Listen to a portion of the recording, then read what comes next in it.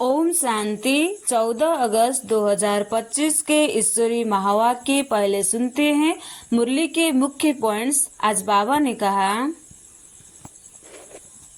प्रजापिता ब्रह्मा शिव बाबा का रथ है जिससे ब्राह्मण रचना होती है। ब्रह्मा देवता नहीं बल्कि ब्राह्मणों के जनक है। नेक्स्ट, ब्राह्मण वही है जो ब्रह्मा की संतान हो। ब्राह्मण फिर विष्णु रूप देवता बनते हैं। नेक्स्ट, शिव बाबा का रथ साधारण मनुष्य शरीर है। यही आत्मा पहले श्री कृष्ण और नारायण बनी थी। नेक्स्ट, मुरली का सार मामेकम याद करो है। बाप को पहले पहचानो फिर बाकी बातें समझो। ब्राह्मणों की डिनास्टी नहीं होती, वे देवता राज्य में डबल सिरताज बनते हैं। और अब सुनते हैं महावाक्यों को विस्तार से। मुरली के मुख्य सार में बाबा ने कहा, मीठे बच्चे, बाप से अनेस्ट रहो, अपना सच्चा सच्चा चार्ट रखो, किसी को भी दुख न दो, एक बाप की श्रेष्ठ मत पर चलते रहो। प्रश्न है, जो पूरे 84 जन्म लेने वाले हैं उनका पुरुषार्थ क्या होगा? उत्तर में बाबा ने कहा, उनका विशेष पुरुषार्थ नर से नारायण बनने का होगा। अपनी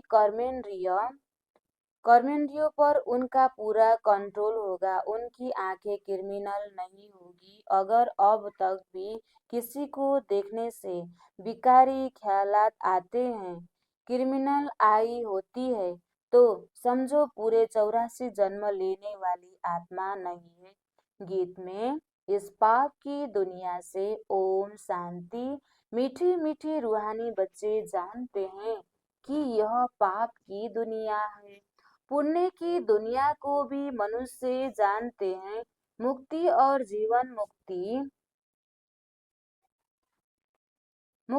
जीवन मुक्ति पुण्य की दुनिया को कहा जाता है। वहाँ पाप होता नहीं। पाप होता है दुखधाम रावण राज्य में। दुख देने वाले रावण को भी देखा है। रावण कोई चीज नहीं है, फिर भी एफिजी जलाते हैं। बच्चे जानते हैं हम इस समय रावण राज्य में हैं, परंतु किनारा किया हुआ है। हम अभी पुरुषोत्तम संगम युग पर हैं। बच्चे जब यहाँ आते हैं तो बुद्धि में यह है, हम उस पाप के पास जाते हैं जो हमको मनुष्य से देवता बनाते हैं, सुखधाम का मालिक बनाते हैं। सुखधाम का मालिक बनाने वाला कोई ब्रह्मा नहीं है, कोई भी देहधारी नहीं है, वह है ही शिव बाबा जिसको देह नहीं है। देह तुमको भी नहीं थी, परंतु तुम फिर देह लेकर जन्म मरण में आते हो, तो तुम समझते हो हम बेहद के बाप के पास जाते हैं। वह वह हमको श्रेष्ठ मत देते हैं। तुम ऐसा पुरुषार्थ करने से स्वर्ग का मालिक बन सकेंगे। स्वर्ग को तो सब याद करते हैं, समझते हैं, नई दुनिया जरूर है, वह भी जरूर कोई स्थापन करने वाला है। नरक भी कोई स्थापन करते हैं। तुम्हारा सुखधाम का पाठ कब शुरू होगा, कब शुरू होता है वह भी तुम जानते हो। फिर रावण राज्य में तुम दुखी होने लगते हो। इस समय यह है दुखधाम। भले कितने भी करोड़पति पद्मपति हो, परंतु पति दुनिया तो जरूर कहेंगे ना, यह कंगाल दुनिया, दुखी दुनिया है। भले कितने भी बड़े बड़े मकान है, सुख के सब साधन है, तो भी कहेंगे पति दुनिया है। विषय वैतरणी नदी में गोता खाते रहते हैं, यह भी नहीं समझते कि विकार में जाना पाप है। कहते हैं इसके बिगड़ सृष्टि वृद्धि को कैसे पाएगी। बुलाते भी हैं, हे भगवान, हे पतित पावन, आकर इस पतित दुनिया को पावन बनाओ। आत्मा कहती है, शरीर द्वारा आत्मा ही पतित बनी है, तब तो पुकारती है, स्वर्ग में एक भी पतित होता नहीं। तुम बच्चे जानते हो कि संगम युग पर जो अच्छे पुरुषार्थी है वही समझते हैं कि हमने 84 जन्म लिए हैं, फिर इन लक्ष्मी नारायण के साथ ही हम सतयुग में राज्य करेंगे। एक ने तो 84 जन्म नहीं लिया है ना। राजा के साथ प्रजा भी चाहिए। तुम ब्राह्मणों में भी नंबरवार है। कोई राजा रानी बनते हैं, कोई प्रजा बाप कहते हैं। बच्चे, अभी ही तुम्हें दैवी गुण धारण करने हैं। यह आंखें क्रिमिनल है। कोई को देखने से बेकार की दृष्टि जाती है तो उनके 84 जन्म नहीं होंगे, वह नर से नारायण बन नहीं सकेंगे। जब इन आंखों पर जीत पा लेंगे तब कर्मातीत अवस्था होगी। सारा मदार आंखें पर है, आंखें ही धोखा देती है। आत्मा इन खिड़कियों से देखती है, इसमें तो डबल आत्मा है। बाप भी इन खिड़कियों से देख रहे हैं। हमारा भी हमारा भी दृष्टि आत्मा पर जाती है। बाप आत्मा को ही समझाते हैं, कहते हैं मैंने भी शरीर लिया है, तब बोल सकते हैं। तुम जानते हो बाबा हमको सुख की दुनिया में ले जाते हैं। यह भी रावण राज्य तुमने इस पतित दुनिया से किनारा कर लिया है। कोई बहुत आगे बढ़ गए, कोई पिछाड़ी में हट गए। हर एक कहते भी हैं पार लगाओ अब पार तो जाएंगे सतयुग में, परंतु वहां पद ऊंच पाना है तो पवित्र बनना है, मेहनत करनी है, मुख्य बात है। बाप को याद करो तो विकर्म विनाश हो। यह है पहली सब्जेक्ट। तुम अभी जानते हो हम आत्मा एक्टर हैं। पहले पहले हम सुखधाम में आए हैं, फिर अब दुखधाम में आए हैं, अब बाप फिर सुखधाम में ले जाने आए हैं। कहते हैं मुझे याद करो और पवित्र बनो, कोई को भी दुख न दो। एक दो को बहुत दुख देते रहते हैं। कोई में काम का भूत आया, कोई में क्रोध आया, हाथ चलाया, बाप कहेंगे यह तो दुख देने वाली पाप आत्मा है। पुण्य आत्मा कैसे बनेंगे? अब तक पाप करते रहते हैं, यह तो नाम बदनाम करते हैं। सब क्या कहेंगे? कहते हैं हमको भगवान पढ़ाते हैं, हम मनुष्य से देवता विश्व के मालिक बनते हैं, वह फिर ऐसे काम करते हैं क्या? इसलिए बाबा कहते हैं रोज रात में अपने को देखो, अगर सपूत बच्चे हैं तो चार्ट भेजें। भले कोई चार्ट लिखते हैं, परंतु साथ में यह लिखते नहीं कि हमने किसी को हमने किसको दुख दिया हुआ, यह भूल की याद करते हैं, याद करते रहे और कर्म उल्टे करते रहे, यह भी ठीक नहीं। उल्टे कर्म करते तब है जब देह अभिमानी बन पड़ते हैं।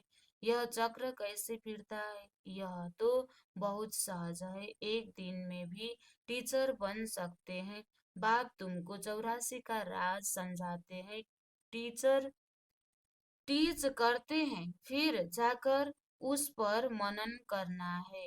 हमने 84 जन्म कैसे लिए, उस सिखलाने वाले टीचर से दैवी गुण भी जास्ती धारण कर लेते हैं। बाबा सिद्ध कर बतला सकते हैं, दिखाते हैं। बाबा हमारा चार्ट देखो, हमने जरा भी किसी को दुख नहीं दिया है। बाबा कहेंगे यह बच्चा तो बड़ा मीठा है, अच्छी खुशबू निकाल रहे हैं। टीचर बनना तो सेकंड का काम है। टीचर से भी स्टूडेंट याद की यात्रा में तीखे निकल जाते हैं, तो टीचर से भी ऊंच पद पाएंगे। बाबा तो पूछते हैं किसको टीच करते हो? रोज शिव के मंदिर में जाकर टीच करो शिव बाबा कैसे आकर स्वर्ग की स्थापना करते हैं, स्वर्ग का मालिक बनाते हैं। समझाना बहुत ही सहज है। बाप को चार्ट भेज देते हैं। बाबा हमारी अवस्था ऐसी है। बाबा पूछते हैं, बच्चे कोई विकर्म तो नहीं करते हो? क्रिमिनल आई उल्टा सुल्टा काम तो नहीं कराती है? अपने मैनर्स कैरेक्टर्स देखने हैं। चाल चलन का सारा मदार आंखें पर है। आंखें अनेक प्रकार से धोखा देती है। जरा भी बिगर पूछे चीज उठाया खाया तो वह भी पाप बन जाता है, क्योंकि बिगर छुट्टी के उठाई ना। यहाँ कायदे बहुत है। शिव बाबा का यह शिव बाबा का यह एक ही है ना, चार्ज वाली के बिगर पूछे चीज खा नहीं सकते।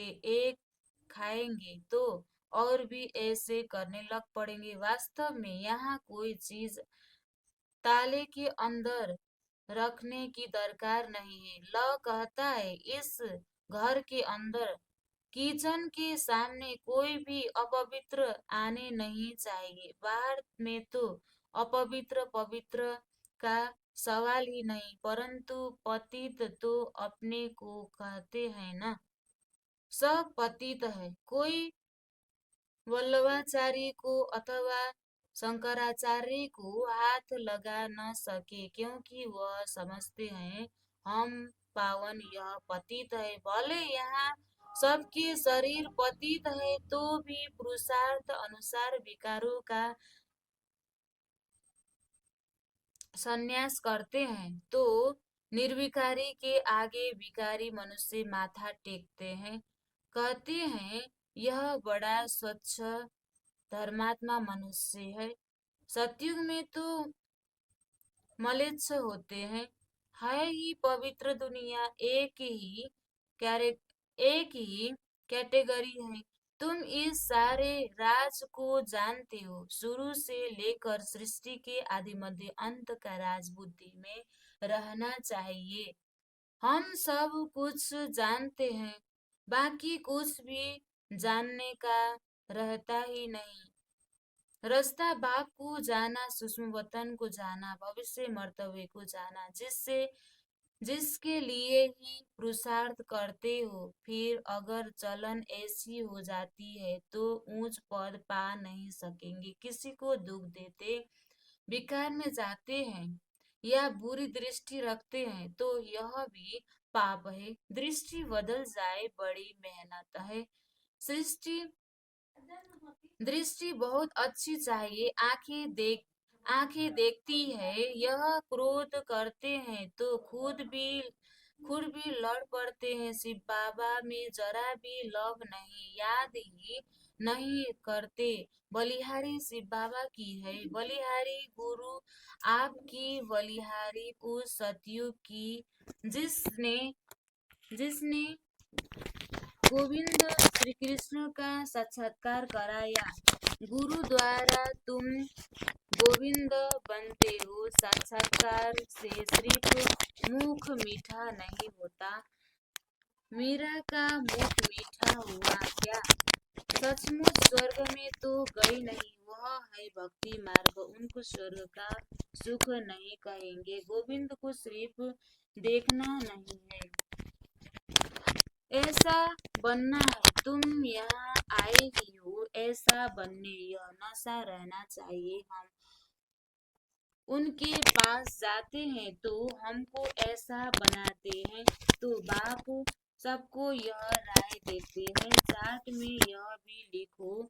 आंखें ने धोखा तो नहीं दिया, पाप तो नहीं किया। आंखें कोई न कोई बात में धोखा जरूर देती है। आंखें बिल्कुल शीतल हो जानी चाहिए। अपने को अशरीरी समझो। यह कर्मातीत अवस्था पिछाड़ी में होगी। सो भी जब बाबा को अपना चार्ट भेज देंगे और धर्मराज के रजिस्टर में सब जमा हो जाता है ऑटोमेटिकली। परंतु जबकि बाप सागर में जबकि बाप साकार में आए हैं तो कहते हैं साकार में। साकार को मालूम पड़ना चाहिए। तो खबरदार करेंगे। क्रिमिनल आई अथवा देह अभिमान वाला होगा तो वायुमंडल को अशुद्ध कर देंगे। यहाँ बैठे भी बुद्धि योग बाहर चला जाता है। माया बहुत धोखा देती है। मन बहुत तूफानी है। कितनी मेहनत करनी पड़ती है यह बनने के लिए। बाबा के पास आते हैं। बाबा ज्ञान का श्रृंगार कराते हैं। आत्मा को समझते हो, हम आत्मा ज्ञान से पवित्र होंगी, फिर शरीर भी पवित्र मिलेगा। आत्मा और शरीर दोनों पवित्र सतयुग में होते हैं। फिर आधा कल्प बाद रावण राज्य होता है।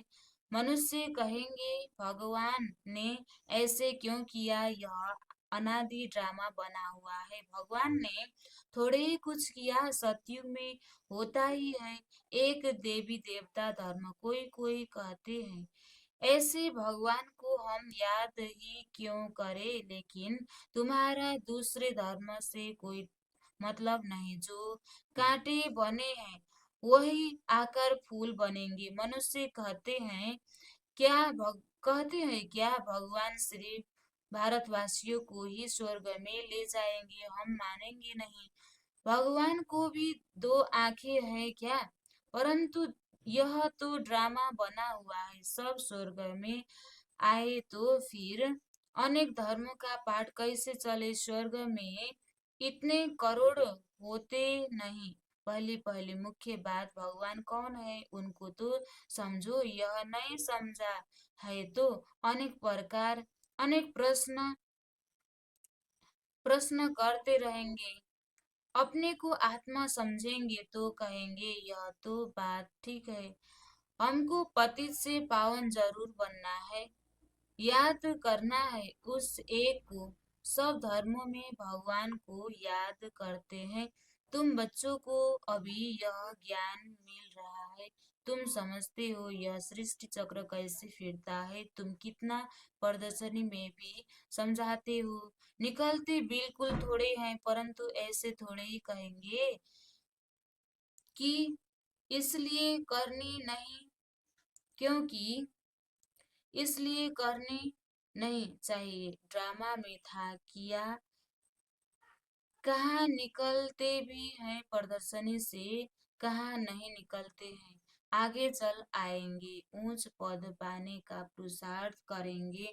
कोई को कम पद पाना होगा तो इतना पुरुषार्थ नहीं करेंगे। बाप बच्चों को फिर भी समझाते हैं विकर्म कोई नहीं करो। यह भी नोट करो कि हमने किसी को दुख तो नहीं दिया, कोई से लड़ाई झगड़ा तो नहीं किया, उल्टा सुल्टा उल्टा सुल्टा तो नहीं बोला, कोई अकर्तव्य कार्य तो नहीं किया। बाबा कहते हैं विकर्म जो किए हैं सो लिखो। यह तो जानते हो द्वापर से लेकर विकर्म करते अभी बहुत विकर्मी बन गए। बाबा को लिख कर देने से बोझ हल्का हो जाएगा। लिखते हैं हम किसी को दुख नहीं देते हैं। बाप कहते हैं अच्छा आना तो चार्ट लेकर आना तो देखेंगे। बाबा बुलाएंगे भी ऐसे अच्छे अच्छे बच्चे को।